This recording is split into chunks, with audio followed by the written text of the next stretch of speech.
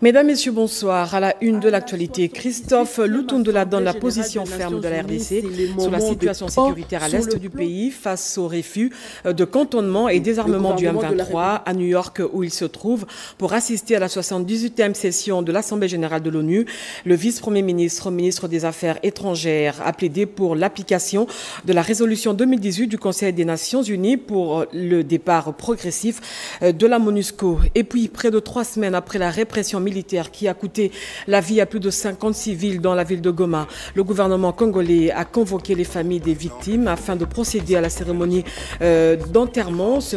Hier lundi, ils ont été inhumés en présence du vice-premier ministre, ministre de l'Intérieur, Peter Kazadi, qui promet de mettre tout en œuvre pour que justice soit faite.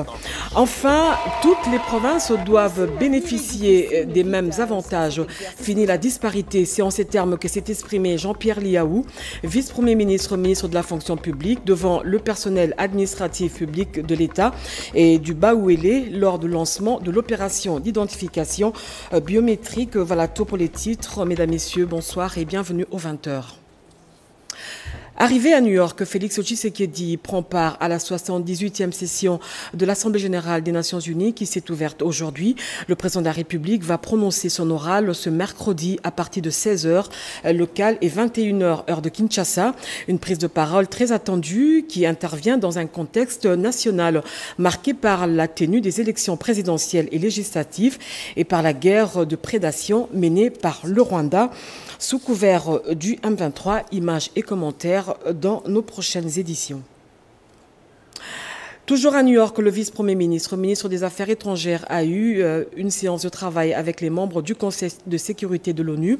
L'occasion était pour Christophe Lutundula de donner la position ferme de la RDC sur la situation sécuritaire dans la partie est du pays, marquée par le refus du cantonnement et le désarmement du M23.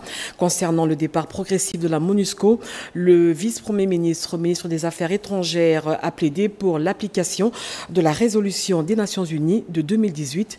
Doris Mozo, Henri Amaury, nos envoyés spéciaux. À la 78e Assemblée générale des Nations unies, c'est le moment de tous les coulisses.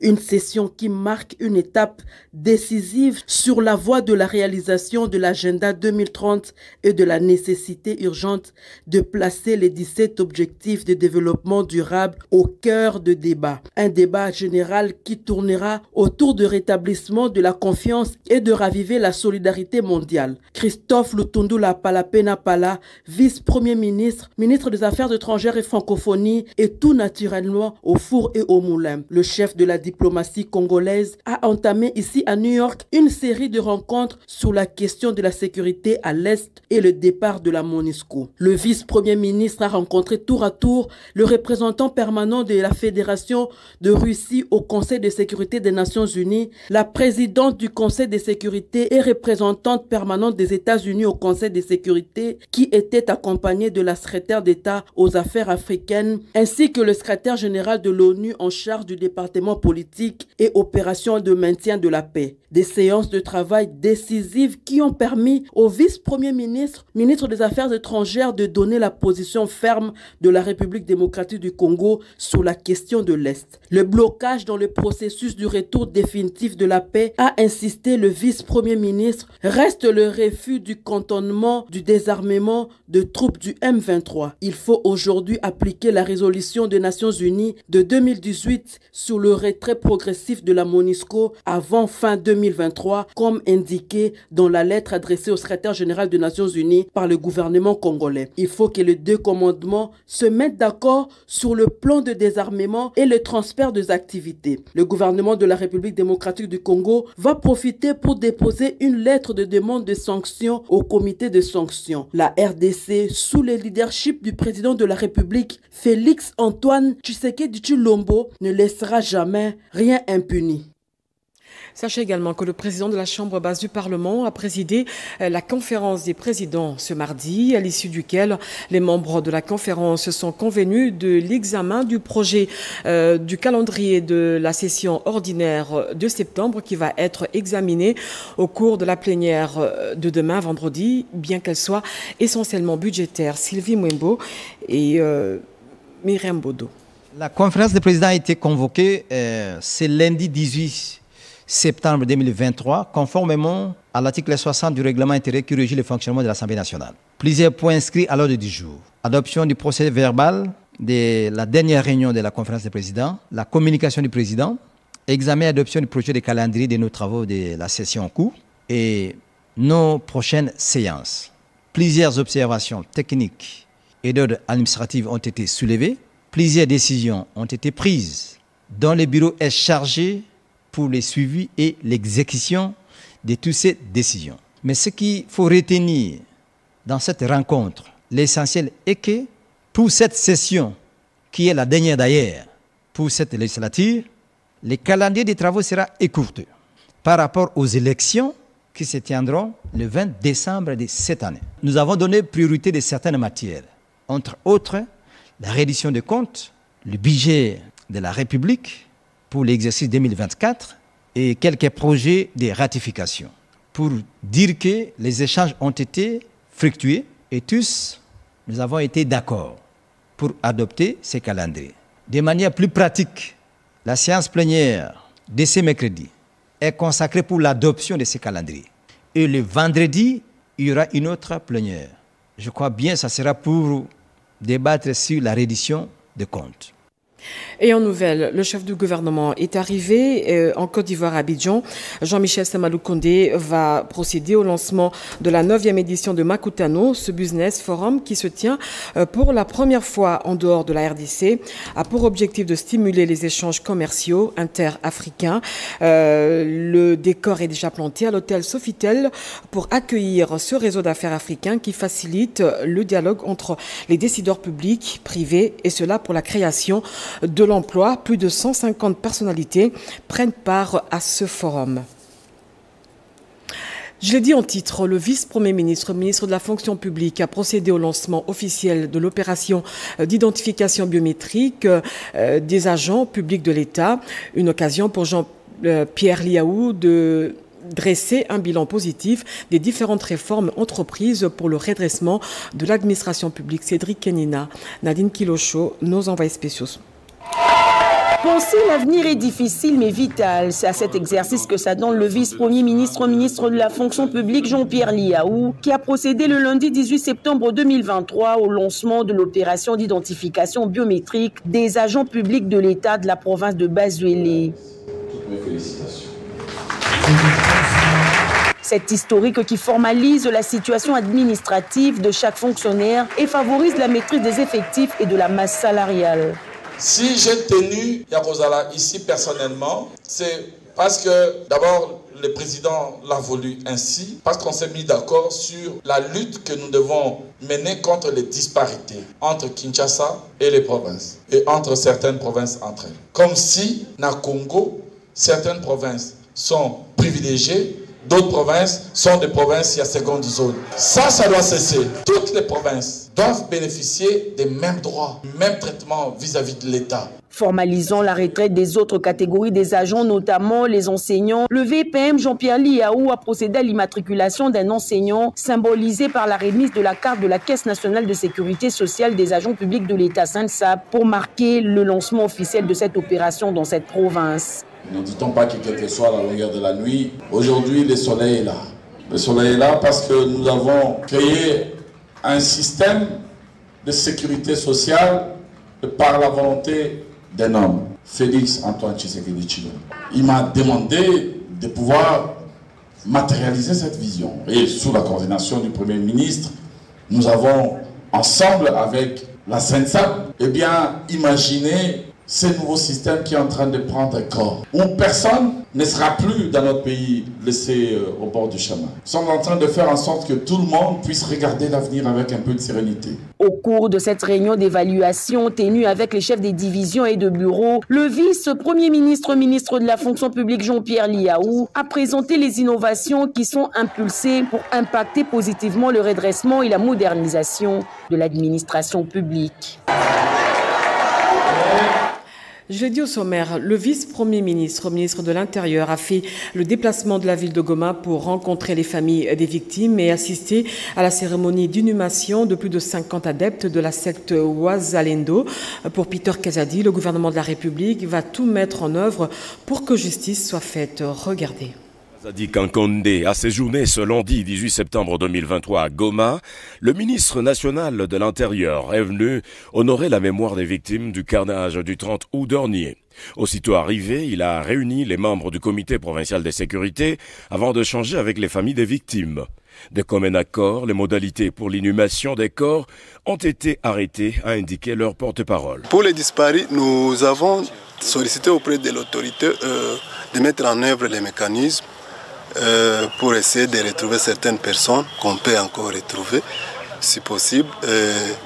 Bref, nous avons demandé de documenter leur cas et il a répondu qu'il faut, ça sera un travail qui sera fait par les membres de la famille et le gouvernement en même temps. Donc il faut se présenter au niveau de la police pour essayer de suivre la situation des disparus. À cette occasion, le vice-premier ministre et ministre de l'Intérieur a remis les frais funéraires pour le deuil et a pris la route du cimetière Macao où les 57 corps ont été mis en terre. Au cours d'un échange avec la presse, Peter Kazadi Kankonde a confirmé l'intérim du général-major Peter Chirimwami au gouvernorat du Nord Kivu. Sur instruction du chef de l'État, le vice-premier ministre de la Défense a pris un arrêté portant nomination d'un gouverneur intérimaire. Le gouverneur militaire étant appelé à Kinshasa en concertation, il n'est pas bon qu'il reste un vide, d'autant plus que le gouverneur a le rôle de commandant des opérations militaires qui se passent ici. C'est un général, Chirimwami. À la population, il a demandé de garder le calme car l'ennemi rwandais n'a pas encore désarmé. La vigilance reste. Il y a quelques jours, des hauts magistrats avaient prêté serment devant le président de la République. Ce mardi, le premier président de la Cour de cassation a donné sa vision claire quant aux stratégies mises en place pour lutter contre les fléaux qui ternissent l'image de la justice congolaise. Eli Léon Ndomba promet de sanctionner lourdement les magistrats récalcitrants. Jean-Richard Koualé. 5 jours aussitôt, après sa prestation de serment au Palais de la Nation, le premier président de la Cour de cassation Ndomba Kabea Eli Léon a tenu 3 réunions de travail ce mardi 19 septembre 2023 au siège même de cette institution. Il a réuni tour à tour les présidents de la Cour de cassation, les conseillers de cette cour et pour finir, les chefs de cette juridiction de la ville-province de Kinshasa ainsi que ceux de l'intérieur en séjour dans la capitale congolaise. 2 points essentiels à l'ordre du jour, le retour de la discipline dans les rangs des magistrats, la lutte contre les antivaleurs. Pour le nouveau numéro 1 de la Cour de cassation, il y a eu une rupture de confiance entre les justiciables et la justice à travers ses acteurs majeurs, les magistrats. La justice actuelle de la République démocratique du Congo est caractérisée par 2 fléaux qui sont l'indiscipline et la corruption. Ces 2 fléaux impactent sur la qualité de la justice. Chaque magistrat sait quelles sont les fautes disciplinaires et quelles sont les sanctions appropriées à chacune de ces fautes. Donc je n'invente pas la roue, je viens juste rappeler les règles déontologiques qui existent, l'éthique du magistrat, la moralité dans les rangs des magistrats, mais qui ont été un peu négligées, qui ont été un peu mises en veilleuse. Je viens réveiller le respect de ces règles qui ont toujours existé, de ces sanctions qui sont prévues par nos textes de loi. Une lutte sans merci est engagée contre cet art. Processus électoral en cours. La Commission électorale nationale indépendante va organiser du 20 au 22 septembre un cadre de concertation auquel va prendre part les différents regroupements politiques, la société civile, les associations féminines, les personnes vivant avec handicap et les peuples autochtones. Les rencontres plutôt vont se tenir dans la salle des spectacles du Palais du Peuple. Tétis Samba, Jireste Funge.